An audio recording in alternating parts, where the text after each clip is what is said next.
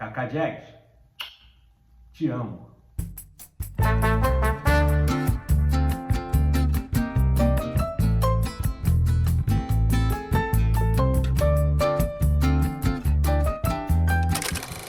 Olá, eu sou Edu Schneider do Cashback e hoje nós vamos falar de cinema nacional. E não é qualquer filme, é o meu filme brasileiro favorito, Bye Bye Brasil, de 1980, dirigido pelo grandíssimo Cacá Diegues. E que elenco tem esse filme? Nós temos Zé Vilker vivendo o Lorde Cigano. Sou capaz de dizer, esse papel e o Vadinho de Dona Flor e seus dois maridos são os dois maiores papéis da carreira do Zé Vilker. Junto com ele temos Beth Faria interpretando a Salomé, ótima também. Temos um Fábio Júnior novinho interpretando o Cisso. Temos também Zaira Zambelli interpretando a esposa dele, a Dasdor. E fechando o elenco principal, nós temos o Andorinha interpretando o Príncipe Nabor. Príncipe Nabor com B, não Namor, aquele da Marvel. Mas os grandes nomes não ficam só no elenco. Nós temos também um retorno aqui de um nome que a gente sempre traz aqui, ele está sempre aqui, diretor de fotografia, Lauro Escorel. E o que dizer da trilha sonora desse filme?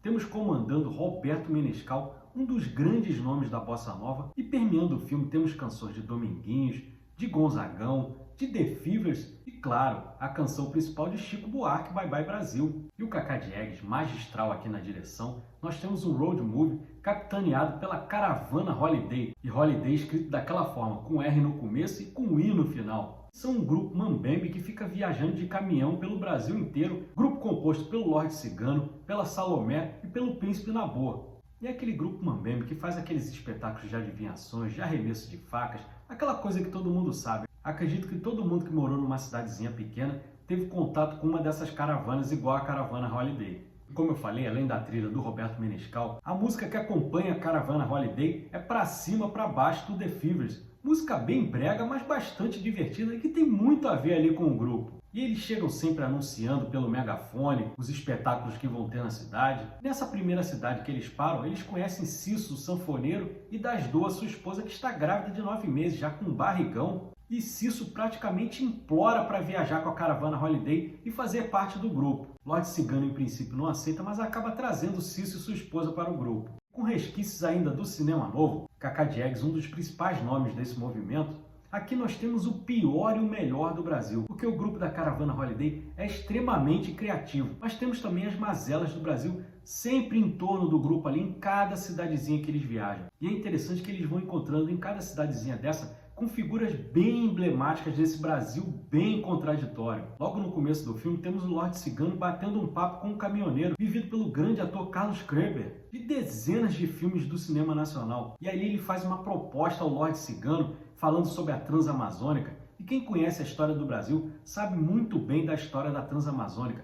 Foi gasto uma fortuna imensa. A estrada não se concluiu, o progresso obviamente não chegou nessas cidades, só serviu para afastar e dizimar as populações indígenas ali da região. Além da Transamazônica, toca em outros pontos também bem cruciais da história do Brasil, como o garimpo ilegal, como a poluição dos mares. Então o tempo inteiro, durante a viagem, você vai percebendo as mazelas que temos no Brasil. E a gente que vive em cidade grande talvez não tenha conhecimento nem de 10% do que acontece nessas cidades. E o filme serve para retratar isso muito bem, de forma magistral, pelo Cacá Diegues. Outro ponto também que eu acho interessantíssimo é a liberdade sexual que temos nesse grupo ali. E aí a gente fica sempre se questionando quando que o Brasil ficou tão careta. Nós temos claramente ali um relacionamento aberto entre Lorde Cigano e Salomé. O próprio Lorde Cigano tem uma fala dele que é bem curiosa, porque ele chega na Dasdor, esposa do Cisso, que diz que quando ela tiver o bebê e passar esse período de resguardo, ele não vai resistir a ela, sendo que ele fala isso com o Cisso ali perto dele. E não é só isso, o próprio Cisso acaba se envolvendo com Salomé, se diz apaixonado por ela, inclusive. Salomé acaba até se envolvendo com ele por uma noite, mas ela, com mais maturidade, com mais vivência, acaba esclarecendo toda a situação para o Cisso e mesmo assim não entende. E fica forçando ali durante todo o filme para que Salomé fuja com ele. E obviamente a Salomé não vai fazer isso. Mas o filme, com toda essa libido lá no alto, com todo esse tesão transpirando em tela, nem por isso ele deixa de ser artístico. Por exemplo, temos uma cena de transição que eu acho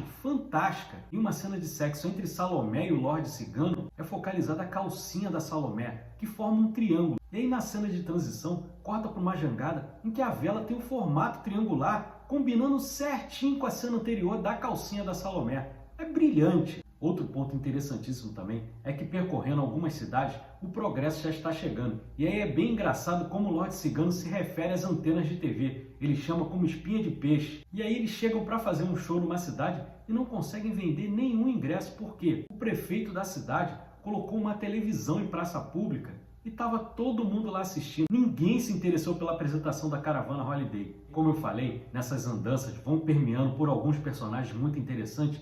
Nessa cidade onde tem a televisão, temos outro personagem também muito bom, vivido pelo outro grande ator do cinema nacional, Jofre Soares, fazendo o Zé da Luz. E o Zé da Luz explica para o Lorde Cigano que ali não tem mais público e que por isso ele vai se mandar da cidade. E aí a gente fica sabendo qual é o negócio do Zé da Luz. O Zé da Luz tem um pequeno projetor de cinema. E aí é muito interessante porque enquanto eles estão conversando, está sendo exibido O Ébrio, estrelado pelo Vicente Celestino. E aí você vê imagens do filme. É muito legal. Outro ponto também muito interessante é que os personagens são tratados como eles realmente são. Não tem máscara para eles. São personagens completamente ambíguos. O próprio Lorde Cigano, que tem a sagacidade, tem a criatividade dele, mas também não é escondido da gente todo o lado negativo dele. Por exemplo, ele perde o caminhão da caravana Holiday numa aposta de queda de braço. E aí temos outro ponto também bem problemático do personagem. Ele, em vez de arrumar um trabalho para conseguir se sustentar, o que ele faz?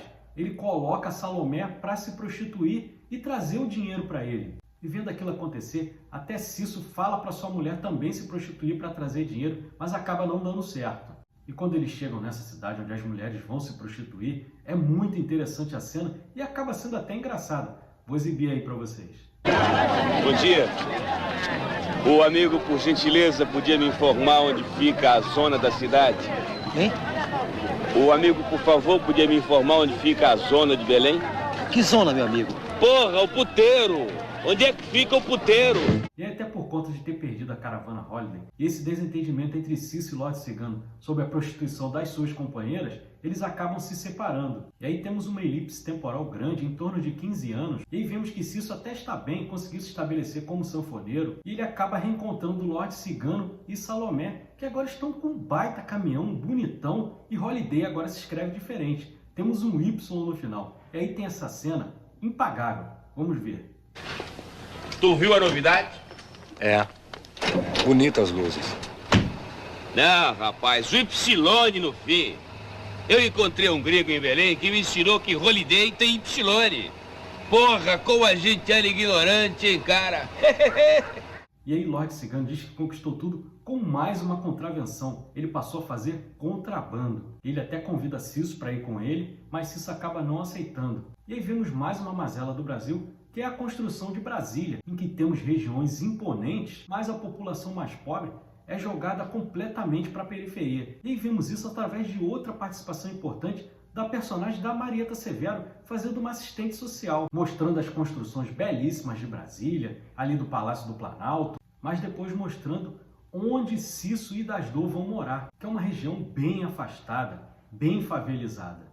E aí já no final, na parte dos créditos, eu vi um nome que me chamou bastante atenção como assistente de direção, Bruno Weiner. Bruno Weiner, para quem não conhece, é um dos donos da Downtown Films, que é uma das maiores produtoras do cinema nacional. E Bruno Weiner vem de uma família importantíssima, porque ele é filho de Samuel Weiner, grande jornalista brasileiro, e também da grande jornalista Danusa Leão. Agora tem uma explicação do Bruno Weiner estar trabalhando com Cacá Diegues. Por quê? Cacá Diegues foi casado durante muito tempo com a cantora Nara Leão, grande cantora também da Bossa Nova, irmã de Danusa Leão e, portanto, tia de Bruno Weiner. Então podemos dizer que Cacá Diegues era uma espécie de tio postiço do Bruno Weiner. Então explica muito bem esse nome como assistente de direção. Como eu falei no início, eu sou muito fã desse filme. É o meu filme brasileiro favorito e eu tive a honra e o privilégio de poder dizer isso diretamente para o Cacá Diegues em uma festa que eu fui do Cashback do Festival de Gramado. E foi uma delícia porque a gente ficou um tempão conversando sobre cinema. Foi uma experiência inesquecível. E se você quiser ter uma oportunidade para reassistir esse filme ou assistir pela primeira vez, ele tem inteirinho no YouTube no canal Cine Antiqua. Então é só seguir lá o canal, procurar pelo filme e assistir. Está em excelente qualidade. E só para a gente fechar, é mais um filme brasileiro produzido pelo Luiz Carlos Barreto e pela sua esposa Lucy Barreto. São nomes que também são bem recorrentes quando a gente fala de cinema nacional. Então é isso, mais um filmaço nacional aqui trazido pelo Cashback. Se você gostou desse vídeo, deixa o like, inscreva-se no nosso canal. Cashback traz conteúdo de cinema de domingo a domingo. Eu trago shorts diários, tem vídeos de segunda a sexta. Quarta-feira tem o nosso podcast, 8h45 da noite, formato mais longo, aí aprofundando mais a discussão. A gente faz também cobertura de cabine de imprensa, de eventos. Por exemplo, estivemos no evento do Superman nessa semana. Como vocês podem ver, falamos de filmes antigos, de filmes novos. Tem para todos os gostos. Muito obrigado a você que ficou aqui até o final. Um grande abraço e uma ótima semana. Valeu!